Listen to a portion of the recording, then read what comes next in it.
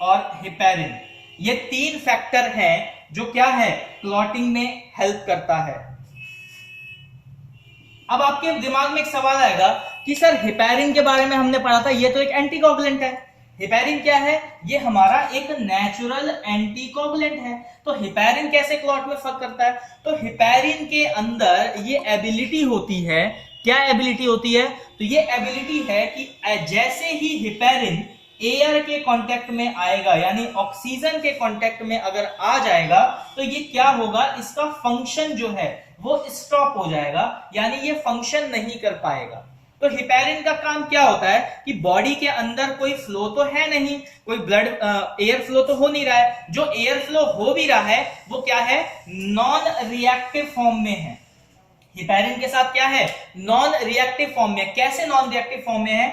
Blood क्या कर रहा है, आपका जो ब्लड है, ब्लड इसमें जो आरबीसी है उसने क्या किया हुआ है, ऑक्सीजन को पकड़ के रखा हुआ है, उसने फ्री नहीं छोड़ा है ऑक्सीजन को।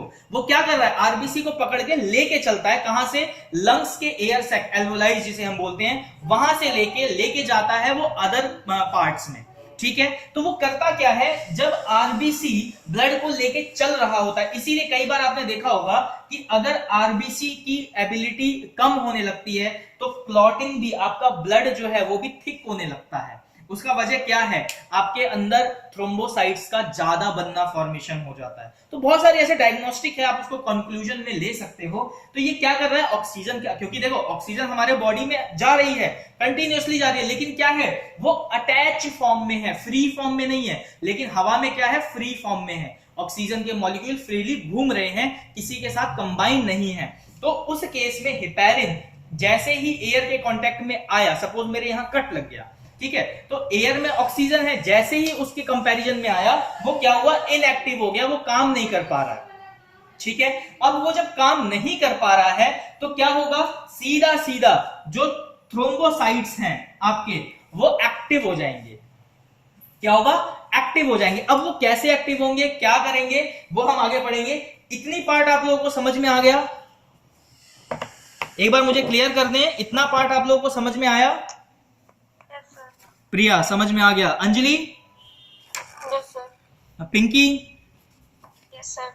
ठीक है, विनीत आपको भी समझ में आ रहा है? एक बार और बता दो। एक बार और बता देते हैं, ठीक है। अभी हम क्या बात कर रहे थे, ब्लड क्लॉटिंग के बारे में बता रहे थे कि ब्लड क्लॉटिंग होता क्या है। तो ब्लड क्लॉटिंग क्या है, ये एक प्रोसीजर है, वो प्रोसीजर क्या क्या काम करता है, तो it is a procedure by which blood cells combine together to form an colony और clumps to stop the unwanted flow direction। ठीक है, यानी क्या है, ये जो क्लोज चैनल, हमारी बॉडी के अंदर ब्लड क्या है, एक क्लोज चैनल में फ्लो कर रहा है। भाई ऐसा तो नहीं है ना कि आपने मुंह से ब्लड डाला और वो आप यूरिन से बाहर निकाल रहे हो, नहीं, वो क्या है, एक क्लोज चैनल में वर्क कर रहा है, जो बोन मैरो से शुरू हो रहा है, स्प्लिन में जाके खत्म हो रहा है, अदर बॉडी पार्ट में जाके खत्म हो रहा है। लेकिन क्या है, एक क्लोज लूप है, ना ही बाहर से कोई ब्लड आ रहा है, ना ही बाहर कोई ब्लड जा रहा है, एक क्लोज लूप है। तो ब्लड क्लॉटिंग फैक्टर क्या करते हैं कि अगर वो क्लोज लूप कहीं से ब्रेक हो जाए, कहीं से टूट जाए, तो उसको क्या करेंगे, उसको जोड़ देते हैं, वापस से उसको रिकैप कर देते हैं कि वो जो फ्लो, एक्स्ट्रा फ्लो हुआ, वो स्टॉप हो जाए और वापस से ब्लड फ्लो जो है वो अपनी सर्कुलेशन फॉर्म में, क्लोज सर्कुलेशन फॉर्म में रहे। इतनी बात समझ में आ गई विनीत? विनीत इतनी बात समझ में आई? ठीक है, अब आगे बढ़ते हैं। तो भाई हमने ये जाना कि चलो ये तो हो गया क्लॉटिंग का, भाई क्लॉटिंग क्या काम कर रहा है, तो भाई वो ब्लड का जो क्लोज लूप है उसको, सर्किट को कवर अप करने में लगा रहता है कि कहीं भी जरा सा भी कहीं कट हो, कहीं कुछ मेजर इंजरी हो, एक्सीडेंट हो, पंचर हो, तो वो अपना फटाफट जहां पे वो ओपन हुआ है उसका लूप, उसको वापस से क्लोज कर देगा। तो उसके अंदर कुछ कंपोनेंट्स भी हैं, जिसमें आपका क्या है, तो थ्रोम्बोप्लास्टिन है, प्रोटीन है, थ्रोम्बोसाइट है, प्रोटीन है, कैल्शियम है और विटामिन के। विटामिन के क्यों इंपॉर्टेंट होता है, वो इसीलिए होता है, जैसे क्लास का मॉनिटर होता है ना, जब टीचर नहीं है तो कहता है ना भाई बाहर मत जाओ, बैठे रहो, काम करो, तो तुम ये काम करो, शोर मत मचाओ। तो विटामिन के का यही काम होता है कि वो सब इन बाकी चीजों को बोलता रहता है, भाई काम जल्दी करो, जल्दी होना चाहिए, दिक्कत हो रही है, ठीक है। वो इंफॉर्मेटिव वाला काम जो है वो विटामिन के का रहता है। कैल्शियम क्या करता है? कैल्शियम है अपना जोड़ने वाला, जैसे हड्डियां हैं, मजबूती का स्तंभ जो है वो यहाँ कैल्शियम प्ले रोल करता है। प्रोटीन क्या है? प्रोटीन आपने फर्स्ट ईयर में पढ़ा था, बहुत लंबी लंबी चेन होती है ये, जो सामान को कैरी करके लेके आती रहती है, तो प्रोटीन हो गया। थ्रोम्बोसाइट क्या है? थ्रोम्बोसाइट ये वो सेल हो गया जो मेन काम कर रहा है, ठीक है। तो आपको इतनी बात क्लियर हो गई विनीत? अब तो समझ में आ गया कि ये कंपोनेंट्स क्या क्या हैं और कौन कौन से मेजर कंपोनेंट्स हैं, ठीक है। अब आगे बढ़ जाते हैं इसी पार्ट में कि भाई कुछ कंपोनेंट हमारी बॉडी में भी होते होंगे और कुछ कंपोनेंट हमारे बॉडी से बाहर भी होते होंगे।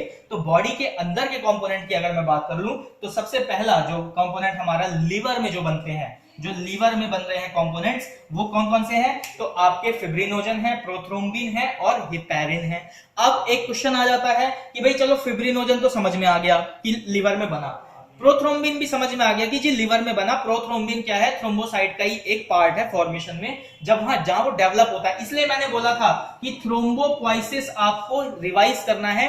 जब थ्रोम्बोपोइसिस डिटेल में पढ़ोगे तो डेवलपमेंट का काम और फॉर्मेशन का काम में आपको ये वर्ड दिख जाएगा। सर जरा गेट थोड़ा सा क्लोज करवा दीजिए।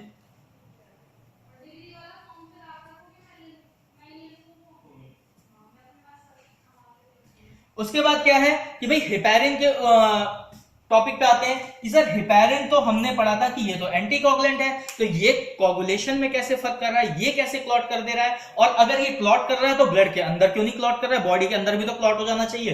तो हमने क्या बताया कि जब ये ऑक्सीजन, कौन सी? फ्री स्टेट ऑक्सीजन के कांटेक्ट में आता है तो उस टाइम पे क्या होगा कि ये हिपैरिन की जो फंक्शनैलिटी है वो क्या होती है? डेड हो जाती है, वो डैमेज हो जाती है। उसको ये चीज समझ में नहीं आती है कि भाई क्या चल रहा है, ठीक है। वो इंफॉर्मेशन दे ही नहीं पाता, वो कुछ काम कर ही नहीं पाता है कि भाई फ्लूइड को अलग अलग रखे। यानी ये जो दो चीज है, फिब्रिनोजन और प्रोथ्रोम्बिन, ये फंक्शन करते हैं क्लॉट करने में। फिब्रिनोजन और प्रोथ्रोम्बिन मेजर रोल प्ले करते हैं क्या करने में? क्लॉट करने में, फिब्रिन बनाने में।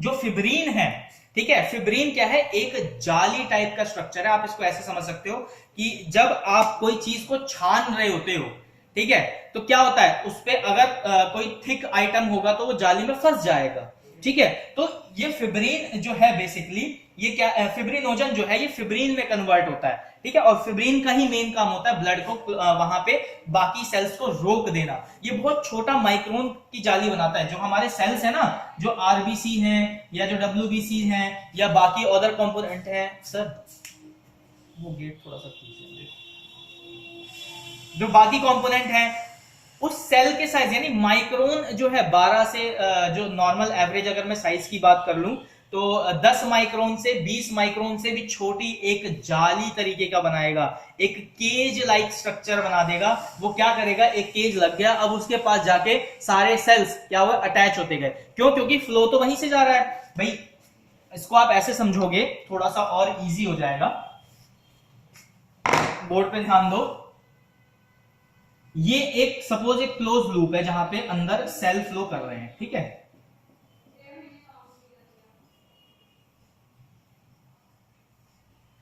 ये सेल फ्लो कर रहे हैं। अब क्या हुआ? एक जगह से लगा कट, क्लियर हो गया। तो थ्रोम्बोसाइट को पता लग गया कि जी कट हो गया। अब वो क्या किया? वो भगा, देखा उसने सीधा। मैं सीधे आ रहा हूं अभी फिब्रिनोजन पे, फिब्रिन वाले पार्ट पे। तो फिब्रिन क्या करता है बेसिकली? यहां पे जो हिपैरिन प्रेजेंट है वो तो इनएक्टिव हो गया। इनएक्टिव होने की वजह से यहां पे फिब्रिन ने अपना काम कर दिया। क्या काम कर दिया? तो वहां पे आके एक जाली बना दी। अब जो सेल है वो आके यहाँ पे अटैच होने लग गया, क्योंकि फ्लो तो एक ही तरीके से है। जब फ्लो हो रहा है तो वहां पे अटैचमेंट आने लगी। अटैचमेंट आई तो क्या हुआ? एक आपका क्लॉट जम गया, यानी सेल्स की एक लेयर जम गई जिसके अंदर कौन कौन से सेल्स थे? तो आरबीसी थे, डब्ल्यूबीसी थे और प्लेटलेट थे। 3 सेल्स थे और अदर कंपोनेंट्स। ये क्या हुआ? इन्होंने एक लेयर बना दी, एक वॉल बना दी वहां पे। अब जब एक बार वॉल बन गई तो क्या हुआ कि भाई जो अब टिश्यू सेल्स हैं उन लोगों ने अपनी मैन्युफैक्चरिंग शुरू कर दी। सबसे अच्छा एग्जांपल इसका, जब बिल्डिंग बनती है तो आपने देखा होगा पहले उसके लकड़ी के या लोहे के एक वो बनाए जाते हैं, पिलर टाइप केज सा बनाया जाता है, और फिर मिस्त्री उस पर लग के दीवार खड़ी करना शुरू करता है। तो जो जाल सा बनाया गया, वो किसने बनाया? फिब्रिन ने बना दिया। एक बार फिब्रिन ने जाल बना दिया तो बाकी जो मिस्त्री हमारे सेल्स हैं वो क्या हो गए, वहां जाके चिपकना शुरू हो गए, जिससे हमारे जो सेल है, स्किन सेल्स हैं, उन्होंने अपनी कंस्ट्रक्शन शुरू कर दी और आपकी जो चोट है वो ठीक हो जाती है। और जो डेड सेल ऊपर बचे हैं वो क्या हुआ, एक स्किन की फॉर्म में बाहर आ जाता है, पील कर सकते हो आप, निकाल सकते हो उसको। ठीक है, तो ये था आपका क्लॉटिंग का। अब स्टेप बाय स्टेप समझते हैं कि क्लॉटिंग का काम कैसे होता है। भाई क्या काम सबसे पहले शुरू होगा, क्या काम उसके बाद शुरू होगा, फिर उसके बाद क्या काम शुरू होगा। इतना पार्ट समझ में आ गया? Yes sir. अंजलि को क्लियर हो गया? पिंकी आपको इतना पार्ट समझ में आया? Yes sir. ठीक है, विनीत आपको? प्रिया? Yes sir. ठीक है, नहीं समझ में आया तो रोक देना, क्योंकि ये टॉपिक थोड़ा सा इंपॉर्टेंट है आने वाले आगे टॉपिक्स जो आप पढ़ेंगे क्लास में उसके लिए।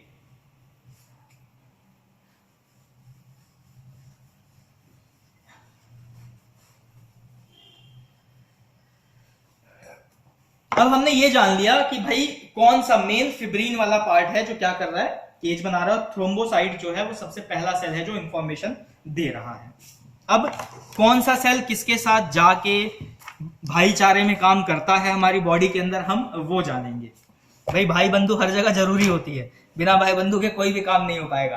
तो क्या भाई बंधु चलती है भाई हमारे बॉडी के अंदर सेल्स के बीच में। तो उससे पहले जाने से पहले एक बार क्लॉटिंग का एक नॉर्मल रेंज जान लेते हैं। तो जो आपने सीटी किया होगा, क्लॉटिंग टाइम किया होगा, तो उसी से रिलेटेड रहता है, जो कि है 2 से 6 मिनट का।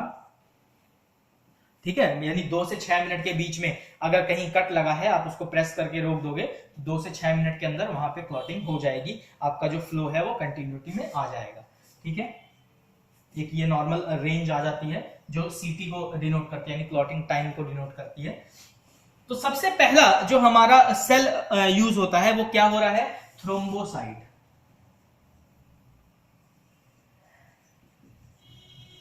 तो ये हमारी बॉडी में थ्रोम्बोसाइट घूम रहे हैं, हर जगह घूम रहे हैं। अब क्या हुआ, एक लैब टेक्नीशियन गया, एक पेशेंट आया, उसके बॉडी में थ्रोम्बोसाइट घूम रहे हैं, उसने बोला कि जब खून चाहिए, ठीक है जी, लो इंजेक्शन लगा दो।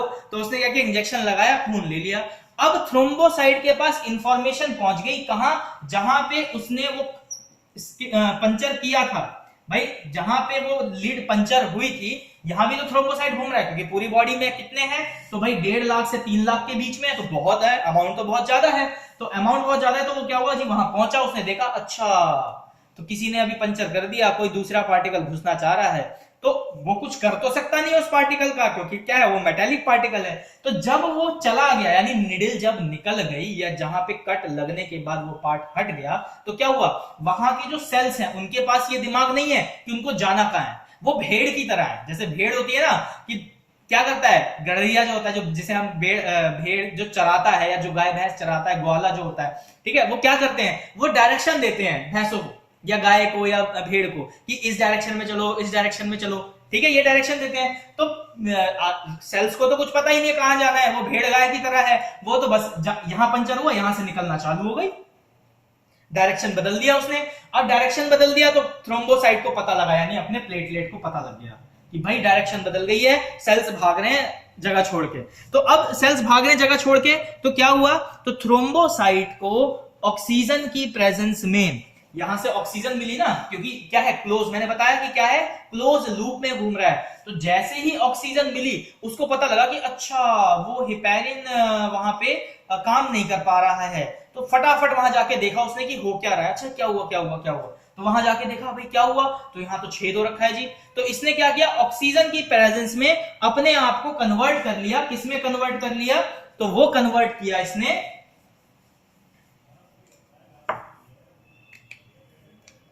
थ्रोम्बोप्लास्टीन में। इसने अपने आप को किसमें कन्वर्ट किया,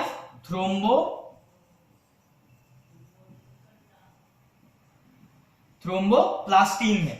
यानी थ्रोम्बोसाइट था, उसको जब पता लगा कि अरे कहीं पे कोई चोट लगी है बॉडी में, पहुंचो पहुंचो फटाफट पहुंचो, अरे चोट लगी, देखा वहां हिपैरिन तो कुछ काम कर ही नहीं पा रहा है, वो डायरेक्शन बता ही नहीं पा रहा है, विटामिन के कुछ कर ही नहीं पा रहा है। तो उसने क्या किया, अपने आप को ऑक्सीजन के प्रेजेंस में, ऑक्सीजन के साथ मिलके एक कंपोनेंट बना दिया, थ्रोम्बोप्लास्टिन में कन्वर्ट हो गया। जैसे हम लोग पहले पोकेमॉन देखते थे ना, वो बदल जाते थे, रूप बदल लेते थे, ठीक है, या डोरेमोन जो कार्टून बच्चे देखते हैं, आप लोग भी कभी कभार देखते होगे, तो डोरेमोन क्या है, चीजों को बदल देता है। तो वैसे क्या किया, थ्रोम्बोसाइट ने अपने आप को बदल दिया थ्रोम्बोप्लास्टिन में।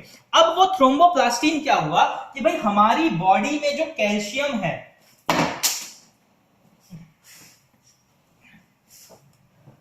हमारी बॉडी में क्या है, जो कैल्शियम है, बोन से आने वाला, मिल्क से हम ले रहे हैं या कैल्शियम की गोली खा रहे हैं, ठीक है, जो भी हमारी बॉडी का जो कैल्शियम है, उसके साथ मिलके, उसके साथ कंबाइन होके फटाफट क्या बनाया, प्रोथ्रोम्बिन बना दिया। तो ये मिला कैल्शियम से, ठीक है। थ्रोम्बोप्लास्टिन ने क्या किया, फटाफट कैल्शियम से मिलके अपने आप को थोड़ा और मजबूत बना दिया, और उसका नाम हो गया प्रोथ्रोम्बिन,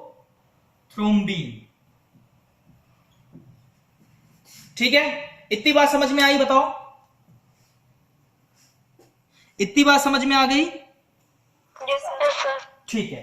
अब प्रोथ्रोम्बिन जैसे ही बना, ठीक है, थ्रोम्बोप्लास्टिन से प्रोथ्रोम्बिन जैसे ही बना, इसके अंदर एक एनर्जी आ गई, ये एक्टिव हो गया और इसने काम करना डबल स्पीड से कर दिया। इसको ऐसे समझ लो कि कैल्शियम, आप थके हुए हो, बिल्कुल एनर्जी नहीं है, और मम्मी ने मस्त फटाफट बढ़िया सा खाना बना रखा है, जूस रख रखा है, आपने खाया पिया और बढ़िया से एनर्जेटिक हो गए। तो वही थ्रोम्बोसाइट के साथ हुआ। क्या हुआ कि जब वो ऑक्सीजन से मिला था तो वो बन गया था थ्रोम्बोप्लास्टिन, और थ्रोम्बोप्लास्टिन जैसे ही वो बना तो उसने अपने साथ कैल्शियम को भी जोड़ लिया। कैल्शियम की भाई आजा, तू भी आजा, मेरे साथ ही आजा, थोड़े और एनर्जी हो जाए। कैल्शियम को जोड़ा तो वो बन गया प्रोथ्रोम्बिन, और प्रोथ्रोम्बिन क्या हुआ, एक्टिव हो गया बहुत ज्यादा। अब इसके अंदर एनर्जी आ गई खूब कि अब कोई भी काम करा लो जी, हम तो सारे काम कर देंगे। कहां कट लगा है बताओ, हम पहुंच रहे करने के लिए, पूरी मरम्मत कर देंगे एक ही बार में। तो एक्टिव होते ही प्रोथ्रोम्बिन क्या हुआ, थ्रोम्बिन में कन्वर्ट हो गया,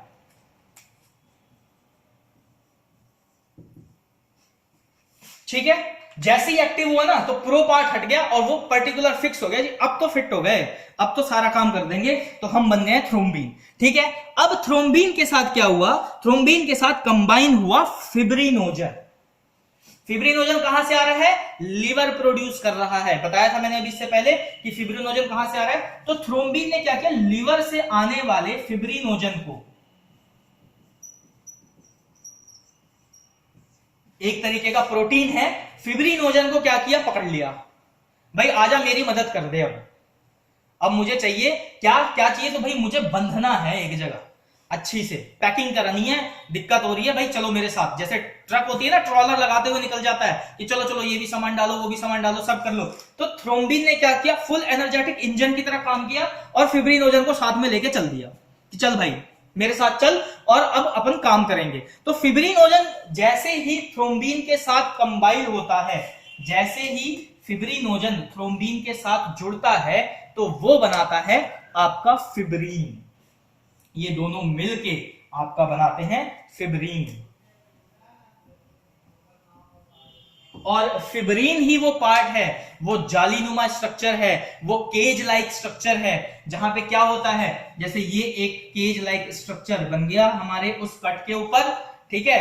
अब यहां पे क्या हुआ, ये इतना फाइन केज लाइक स्ट्रक्चर है कि इसमें आरबीसी भी जाके फंस गया, इसमें डब्ल्यूबीसी भी जाके फंस गया, इसमें प्लेटलेट्स भी आके फंस गई और जाके फंसने लगी, जो अदर कंपोनेंट्स हैं वो भी आके फंसने लगा। अब जब तक एयर आ रही है तो हिपेरिन भी वहां पहुंच रहा है, तो वो भी जाके वहां पे अटक रहा है और क्या हो रहा है, डेड कर जा रहा है, सिंपल सी बात है, इनएक्टिव हो जा रहा है। तो जब ये सारी चीजें यहाँ आके अटैच होने लगी, फंसने लगी, अटैच होने लगी, तो क्या हुआ, यहाँ पे एक लेयर बन गई। वो लेयर क्या हुई, तो वही आपकी क्लॉट की, एक ब्लड क्लॉट की एक लेयर है, जिसे हम परत या पपड़ी बोलते हैं हिंदी में, ठीक है।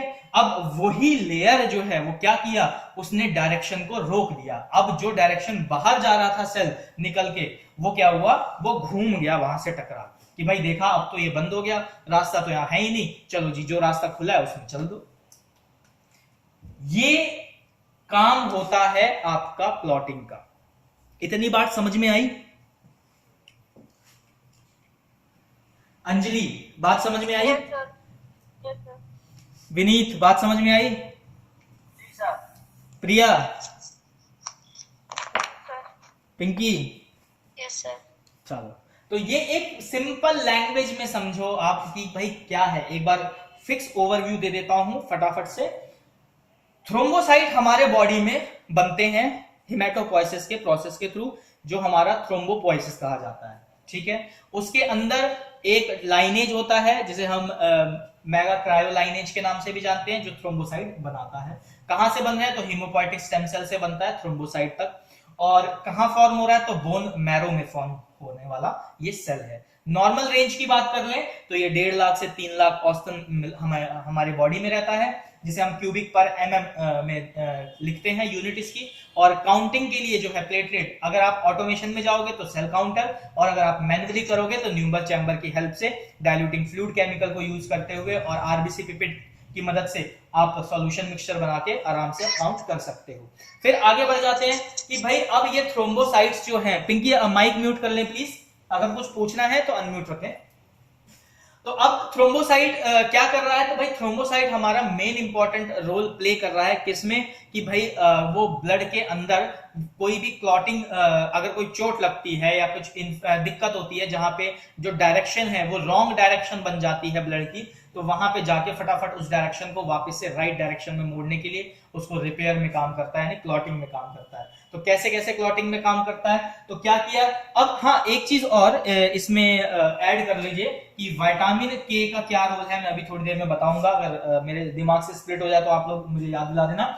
तो थ्रोम्बोसाइट ने क्या किया? थ्रोम्बोसाइट जैसे ही ऑक्सीजन के कांटेक्ट में देखा कि भाई कहीं से ऑक्सीजन का कांटेक्ट आ रहा है, वो कैसे पता लगेगा उसको कि ऑक्सीजन का कांटेक्ट आ रहा है? तो वो पता लगेगा कि आपका जो हेपेरिन प्रेजेंट है वो इनएक्टिव हो जाएगा, तभी तो थ्रोम्बोसाइट को पता लगेगा। भाई कोई चीज अगर काम नहीं कर पाएगी तो कैसे पता लगेगा? जो उसका नॉर्मल फंक्शन है जब वो नहीं दिखेगा, तो थ्रोम्बोसाइट पर सेंसर क्या किया कि थ्रोम्बोसाइट ने देखा अच्छा वहां हेपेरिन काम नहीं कर पा रहा है, चीजें बाहर जा रही हैं, कहीं और डायरेक्शन में जा रही हैं, वहां पे कैल्शियम भी कहीं बाहर निकल रहा है, मतलब कहीं से लीकेज चालू हो गया है। तो वो ऑक्सीजन से साथ मिलके फटाफट उसने क्या किया कि अपने आप को कन्वर्ट कर दिया थ्रोम्बोप्लास्टिन में। जैसे ही वो थ्रोम्बोप्लास्टिन में बदला तो उसके पास थोड़ी एनर्जी आई, उसने क्या किया? कैल्शियम को पकड़ लिया कि अपने आप को और मजबूत कर लें। क्यों? क्योंकि कैल्शियम सबसे स्ट्रॉन्गेस्ट पार्टिकल है हमारी बॉडी का, ठीक है। इसी से बोन बन रही है, यानी हमारा जो स्केलेटल सिस्टम है वो मेजर पार्ट इसका कैल्शियम ही है। तो फिर क्या हुआ? जब कैल्शियम के साथ जुड़ गया तो जैसे ही वो कैल्शियम के साथ जुड़ा वो एक एनर्जेटिक और बढ़िया एनर्जेटिक में बन गया, जिसे हम बोल दिए प्रोथ्रोम्बिन, जिसका नाम पड़ गया प्रोथ्रोम्बिन। अब प्रोथ्रोम्बिन ने क्या किया? ये बहुत एक्टिव हो गया। इसने कहा जी अब तो कुछ भी कर देंगे, अब तो अपन के पास सब कुछ है करने के लिए, भाई कोई भी तोड़ फोड़ मची हो हम सब सही कर देंगे, सब बराबर कर देंगे। तो वो क्या हुआ? तो जैसे ही एक्टिव हुआ तो वो प्रोथ्रोम्बिन से थ्रोम्बिन में कन्वर्ट हुआ, ठीक है। जैसे हमारा क्या हो रहा था? हिमेपोइटिक स्टेम सेल क्या था? स्टेम सेल कन्वर्ट हो रहा था एक पर्टिकुलर में, फिर उसके बाद एक पर्टिकुलर में, उसके बाद एक पर्टिकुलर में। तो ऐसे ही ये थ्रोम्बो कोगुलेशन का जो काम है वो चल रहा है। वो क्या है? एक पर्टिकुलर फिक्स पार्ट पे जाता जा रहा है। तो जैसे ही वो थ्रोम्बिन वाले पार्ट पे गया, थ्रोम्बिन वाले पार्ट में क्या हुआ? फिब्रिनोजन घूम रहा था, फ्री घूम रहा था, प्रोटीन है, उसका काम ही है घूमना, सारी चीजों को सप्लाई करना। तो उसने क्या किया? पकड़ लिया फिब्रिनोजन, आजा भाई तू आजा, मेरे पास आजा और मुझे यहां पे बांध दे, ठीक है। तो जैसे ही थ्रोम्बिन और फिब्रिनोजन मिले उन्होंने एक क्या किया? एक जालीदार स्ट्रक्चर बना दिया, एक केज टाइप बना दिया और वहां जाके फिक्स हो गए। अब जैसे ही वो वहां फिक्स हुए तो उन्होंने इतना छोटा जालीदार स्ट्रक्चर बनाया, इतना छोटा केज बनाया कि जहां पे सारे सेल्स आके स्टक होना शुरू हो गए। और हमारे बॉडी सेल्स में एक सबसे बड़ी जो बात है वो क्या है कि हेपेरिन जो है वो क्या करता है? हेपेरिन जैसे ही ऑक्सीजन के कांटेक्ट में आएगा, जितने सेल्स हैं सब डेड करना शुरू हो जाएंगे, सारे डेड करना शुरू हो जाएंगे। तो क्या हुआ कि जैसे ही ऑक्सीजन में गया वहां पे हेपेरिन देखा, हेपेरिन वहां जाके इनएक्टिव हो रहा था, तो क्या हुआ? आरबीसी क्लॉट हो गए, डब्ल्यूबीसी उसमें जाके स्टक हो गए, ड्राई हो गए, सूख गए। भाई ड्राई उसी वजह से तो हुआ। तो क्या हुआ? ड्राई हुआ तो वहां पे क्या हुआ? एक वॉल बन गया, एक लेयर बन गया। क्यों? ये सारा काम क्यों हो रहा है? क्योंकि आपका जो प्रेशर है यानी बीपी जो है वो क्या है? 120/80, 120 का प्रेशर से जा रहा है, 80 के प्रेशर से वापस आ रहा है, मिल रहा है। तो 120 के प्रेशर से, यानी हार्ट जो है 120 का प्रेशर देता है, जब वो 120 का प्रेशर देता है तो उसको 80 का प्रेशर वापस मिलता है 120 बनाने के लिए। भाई एक मोटर जब आप चलाते हो तो उसमें इलेक्ट्रिसिटी देते हो ना, इलेक्ट्रिसिटी देते हो तो क्या वो नेगेटिव पॉजिटिव फॉर्म में जा रही होती है, ठीक है। तो ऐसे ही हार्ट है, जब वो चालू हुआ तो उसने क्या किया, 120 का प्रेशर मारा। जब 120 का प्रेशर मारा तो उसको वापस घूम के, क्योंकि क्या है, क्लोज सर्किट है, ब्लड फ्लो क्या है, एक क्लोज सर्किट है, तो क्लोज सर्किट में क्या हुआ, उसको जब वो वापस फ्लो 120 का उसको मिला पीछे से धक्के के लिए, तो जब धक्का मिला तो उसको 80 का ही मिला, ठीक है। तो फिर उसने 120 का प्रेशर लगाया। तो इस तरीके से जब वो प्रेशर है तो क्या कर रहा है, अगर कोई डायरेक्शन उस प्रेशर पे कोई एक्सीडेंट की वजह से जो आपका क्लोज चैम्बर है वो ओपन हो जाता है, मतलब खुल जाता है, तो क्या है, फ्लो बहुत जल्दी जल्दी बाहर निकलने लगता है, ठीक है। तो ये एक काम करता है क्लॉटिंग का। अब इसमें विटामिन के का क्या रोल है, भाई ये भी जानना जरूरी है कि विटामिन के का क्या रोल है। तो विटामिन के का क्या रोल है, तो विटामिन के मास्टर जी का काम करता है। जैसे टीचर है ना, जैसे मैं हूं मास्टर जी, जैसे कई लोग आप बोलते हो, तो ये टीचर का काम करता है, मास्टर जी का काम करेगा। क्या मास्टर जी का काम करेगा, ये कहेगा हाँ भाई चलो तुम ये काम करो, तुम वो काम करो, तुम वो काम करो, ये सबके काम को डिवाइड करके रखेगा, ये आपस में मिलने नहीं देगा चीजों को, जिससे अंदर ही क्लॉट हो जाए। क्यों भाई, आरबीसी लेके चल रहा है ऑक्सीजन को, ठीक है। हिपैरिन के पास अगर ऑक्सीजन कंबाइन हो गया तो क्या होगा, वहां पे क्लॉटिंग हो जाएगी, आरबीसी इनएक्टिव हो जाएगा, ठीक है। तो विटामिन का जो इंपॉर्टेंट रोल है, देखो मैं जब विटामिन पढ़ा रहा था आपको फर्स्ट ईयर में, या मेरे जो आप नोट्स देखोगे विटामिन के अगर, तो उसमें आपको पता लगेगा कि विटामिन के क्यों हमारे इंपॉर्टेंट रोल रहते हैं, विटामिन कैसे काम करता है। ये एक बहुत बड़ा केज है, ठीक है, जैसे मकड़ी का जाला होता है ना, ठीक है, वेब, स्पाइडर वेब जिसे हम बोलते हैं, ये केज है, सब एक दूसरे के साथ जुड़े हुए हैं कहीं ना कहीं। अगर कोई भी एक तथ्य टूटा तो सारे बिखर जाएंगे। तो वही चीज है कि भाई क्या हुआ कि जब विटामिन का काम इनएक्टिव हुआ, हिपैरिन का काम इनएक्टिव हुआ, ऑक्सीजन के कांटेक्ट में आते हिपैरिन इनएक्टिव हो गया, विटामिन फ्री हो गया। ये ऐसे है कि भाई सबसे ऊपर वाले मास्टर जी आज छुट्टी पे हैं, तो बाकी सब मजे में, भाई आज टीचर नहीं आया, ओ हल्ला ताड़ो क्लास में, कोई दिक्कत नहीं है, मॉनिटर अपने घर का है होता है ना क्लास में, हाँ भाई मॉनिटर अपने घर का है, आज तो हल्ला निकालो, आज तो टीचर नहीं है। तो वही चीज है कि सेल के अंदर एक दूसरे के साथ सब जुड़े हुए हैं, अगर कोई भी एक चीज इनएक्टिव हो जाती है तो बाकी चीजों को कंट्रोल करने के लिए आपका एक स्पेसिफिक पार्ट दिया जाता है, जैसे सब टीचर, टीचिंग में आता है, दूसरी टीचर आ जाती है ना, एकदम से अरेंजमेंट पीरियड लग जाता है। तो ऐसे ही है, वो क्या करता है, अरेंजमेंट एक सब्सटेंस देता है कि फटाफट जी इसको क्लोज करो, इसको बंद करो, वरना बॉडी का एक मेजर लॉस होने के चांसेस हैं। अब ये जान लो कि इसमें क्या है कि एक बीमारी भी है, ठीक है, क्लॉटिंग की जो है बेसिकली एक बीमारी भी होती है। वो बीमारी जो है उसमें क्या होता है कि जो क्लॉट एक्टिवेशन है, यानी ये जो प्रोसेस है वो प्रॉपरली नहीं हो पाता है। इतना पार्ट समझ में आ गया? Yes sir. ठीक है।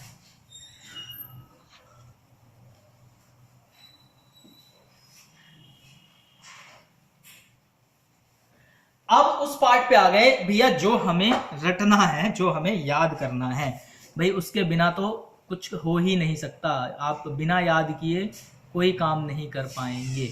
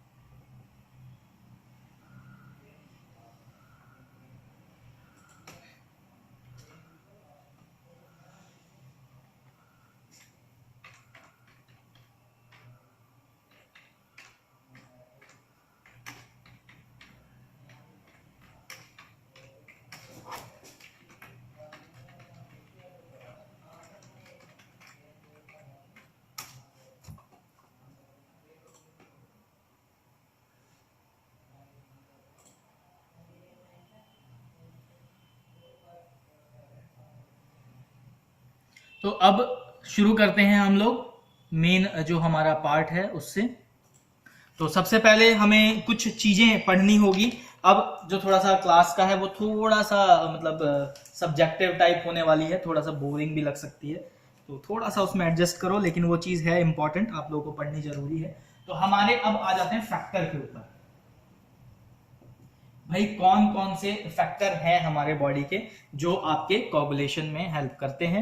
तो फैक्टर की बात करूं तो हमारे टोटल फैक्टर जो है वो 13 है।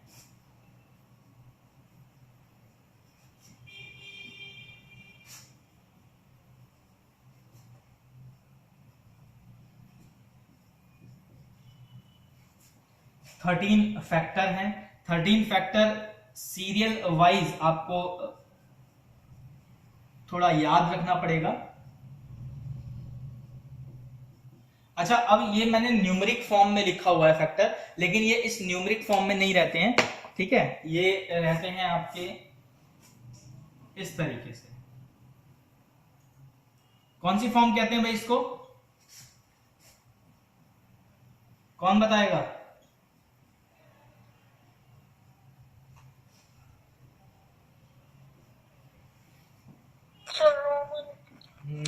Roman numbers. गुड, पढ़ाई करी है मतलब। तो ये रोमन नंबर की फॉर्म में होते हैं, ठीक है, ध्यान रखना। आपको जो पढ़ना है वो रोमन नंबर की फॉर्म में पढ़ना है। ये सीरियल नंबर तो समझने के लिए मैंने डाल दिया है, आपको जो फैक्टर पढ़ने हैं वो रोमन नंबर की फॉर्म में आपको आगे पढ़ने हैं।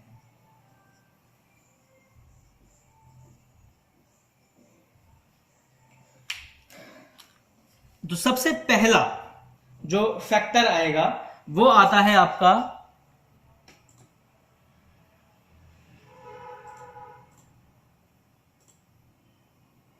फिब्रिनोजन, ठीक है। सबसे पहला फैक्टर क्या है? फिब्रिनोजन।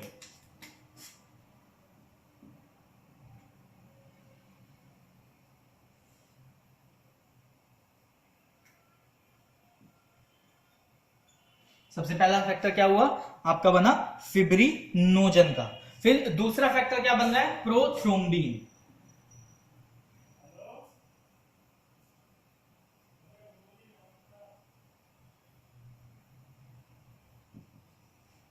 दूसरा फैक्टर बन रहा है आपका प्रोथ्रोम्बिन।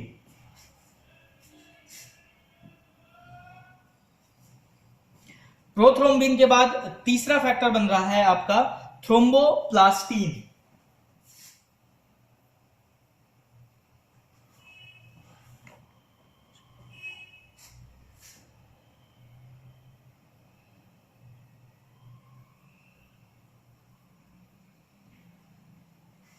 थ्रोम्बोप्लास्टिन। थ्रोम्बोप्लास्टिन के बाद फिर आपका आ रहा है कैल्शियम। कौन सा कैल्शियम है? आयनाइज्ड।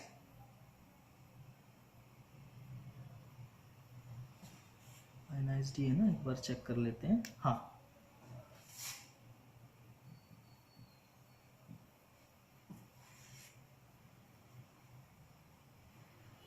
तो आयनाइज्ड कैल्शियम के बाद फिर क्या आ रहा है? आयनाइज्ड कैल्शियम के बाद आ रहा है आपका फिफ्थ पे जो है लबाइल फैक्टर।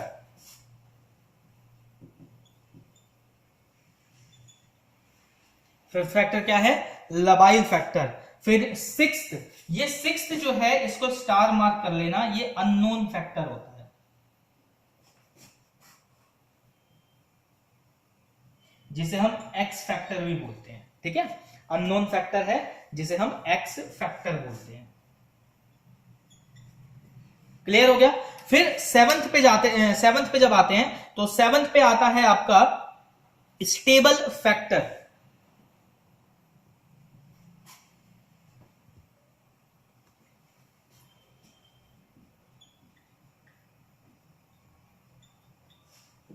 फिर सेवंथ स्टेज पे क्या आया? तो आपका आया स्टेबल फैक्टर। एट्थ पे जब पहुंचता है तो वो हो जाता है आपका anti haemophilic factor. Anti haemophilic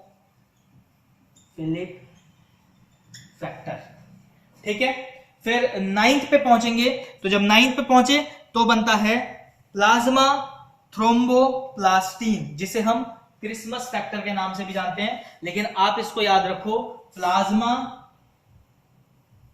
thromboplastin. मैं क्यों कह रहा हूं थ्रोम्बोप्लास्टिन, क्योंकि ये जो मैंने अभी फर्स्ट स्टेप में आपको सिखाया था ब्लड कोआगुलेशन में, उससे भी मिलता हुआ वर्ड है। अगर वो याद नहीं रह रहा है तो क्रिसमस फैक्टर भी आप याद कर सकते हो।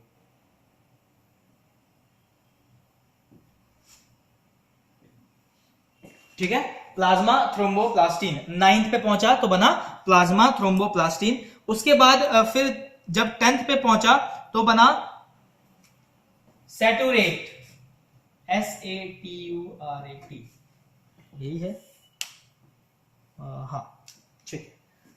सैचुरेट फैक्टर, ये फैक्टर क्या है, स्टेबिलिटी वाला एक फैक्टर है, एक तरीके से कह सकते हो पावर फैक्टर भी बोलते हैं हम इसको। सबसे ज्यादा एनर्जेटिक फैक्टर होता है। कौन सा फैक्टर है, जब वो कैल्शियम से मिल रहा था उस टाइम का फैक्टर है, सबसे ज्यादा पावरफुल बन गया था, खूब एक्टिव हो गया था, हाइपर एक्टिव हो गया था।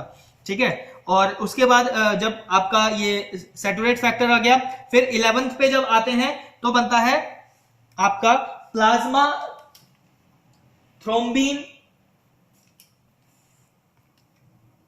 एक minute 11th 10th cover up कर दिया, हाँ 11th।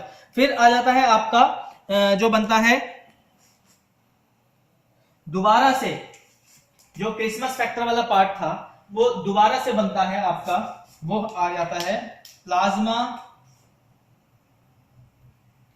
थ्रोम्बोप्लास्टिक। ठीक है, ये टाइप 2 इसको आप बोल सकते हो, ये टाइप 2 है। ठीक है, प्लाज्मा थ्रोम्बोप्लास्टिन टाइप 2, और यहां पे आ रहा है टाइप 1। ठीक है, क्लियर हो गया। जैसे टाइप 1 जो है हमारा क्रिसमस फैक्टर है, और टाइप 2 है वो है एंटी, एक बार वर्ड आपको क्लियर कर देता हूं, मेरे भी दिमाग से थोड़ा सा स्लिप हो रहा है।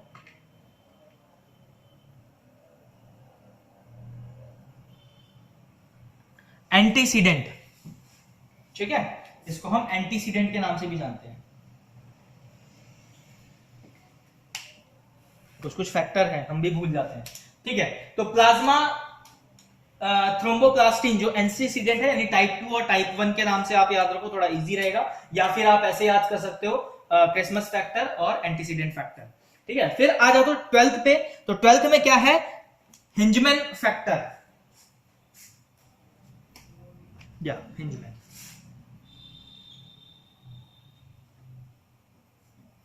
तो हिंजमैन फैक्टर आ गया। फिर लास्ट आपका जो बना वो बना फिब्रिन।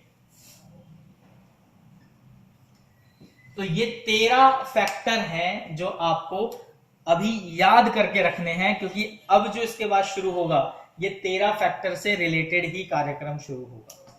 ठीक है, तो ये 13 फैक्टर एक बार रिवाइज आप लोग देख लो, इसको समझ लो क्या है। सबसे पहला है आपका फिब्रिनोजन, ये कहां बन रहा है, तो ये लिवर में बन रहा है। देखो, अब जो ब्लड क्लॉटिंग है ना, बहुत इजी हो जाएगा समझने में अगर आपने इन फैक्टर को समझ लिया कि कहां बन रहा है और उसका क्या काम है। तो आप इंट्रेंसिक यानी अंदर होने वाले क्लॉटिंग फैक्टर को और एक्सट्रेंसिक बाहर होने वाले क्लॉटिंग फैक्टर को भी समझ पाओगे। ठीक है भाई, ये आ रहा है प्रोडक्शन होके कहां से, लिवर से। ठीक है, थ्रोम्बीन जो है वो कहां से बन के आ रहा है, थ्रोम्बोसाइट से यानी प्लेटलेट से। ठीक है, थ्रोम्बोप्लास्टिन जो प्रोथ्रोम्बिन और थ्रोम्बोप्लास्टिन ये क्या है, एक दूसरे से मिलते हुए स्टेप है, याद करो। ठीक है, कैल्शियम भी उसके साथ मिल रहा था, तो जो स्टेट जब जब मिल रही थी उसको क्या किया हमने, स्टेप में डिवाइड कर दिया। ठीक है, फिर क्या हुआ कि भाई कैल्शियम भी उसके साथ जुड़ा, फिर लबाइल फैक्टर भी उसके साथ जुड़ा। ठीक है, अब फिर एक जगह वो पहुंचा जब वो हाइपर एक्टिव हो गया था, जब उसको ये था कि भाई अब तो कुछ भी कर डालेंगे, यानी वो अननोन फैक्टर रहा। ठीक है, फिर क्या है, स्टेबल फैक्टर में आ गया, यानी वो कन्वर्ट हो गया। ठीक, फिर क्या है, एंटी हीमोफिलिक फैक्टर पे पहुंचा। अब देखो, ये जो है ये जरूरी नहीं है कि जो मैं बता रहा हूं इसी सीक्वल में है, ये साइड से आके मिल रहे हैं। ये सीक्वल मैं फिर से बताऊंगा अभी कि भाई कैसे वो काम कर रहे थे। ठीक है, फिर 9 पे गया तो प्लाज्मा थ्रोम्बोप्लास्टिन टाइप 1 यानी क्रिसमस फैक्टर बना, फिर आपका सैचुरेट फैक्टर बना, फिर आपका एंटीफिलिक फैक्टर बना प्लाज्मा थ्रोम्बोप्लास्टिन का टाइप 2 का, फिर हिजमेन फैक्टर बना और लास्ट में फिब्रिन यानी ब्लड क्लॉट हो गया।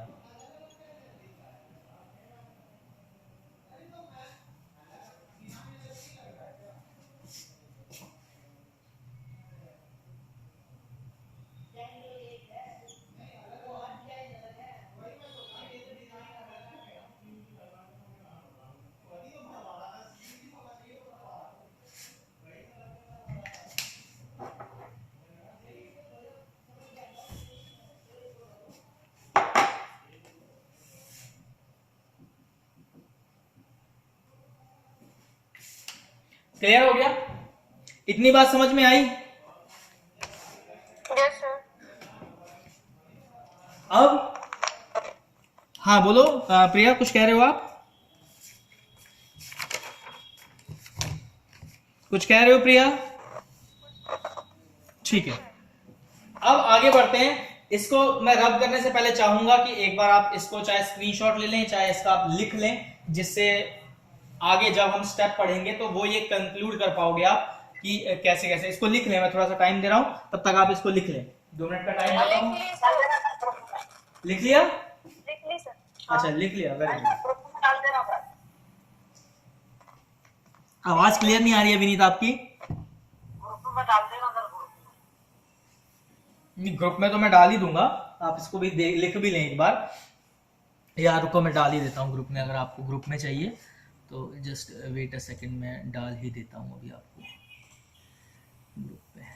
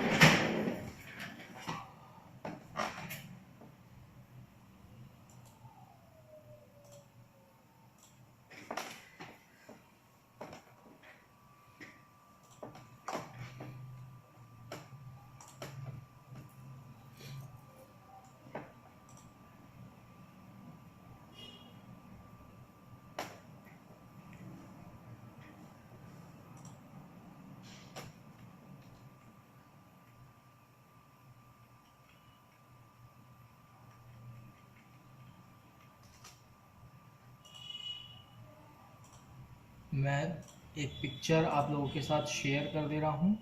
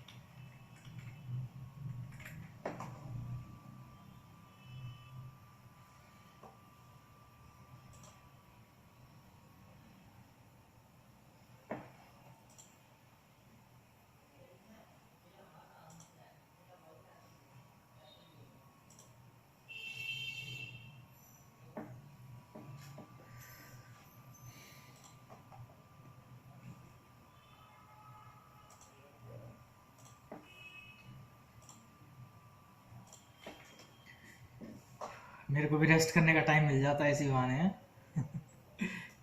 खैर, थोड़ा सा तो इजी रहता है।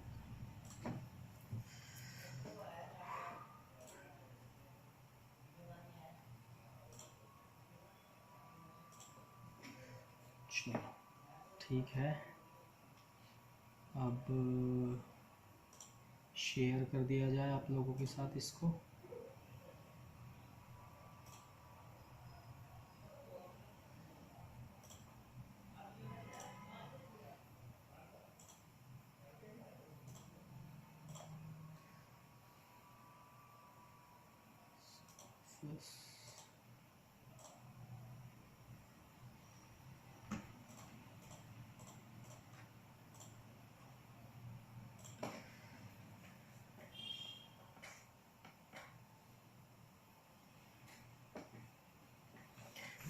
थोड़ा सा वीडियो में पॉज लूँगा, फिर मिलते हैं।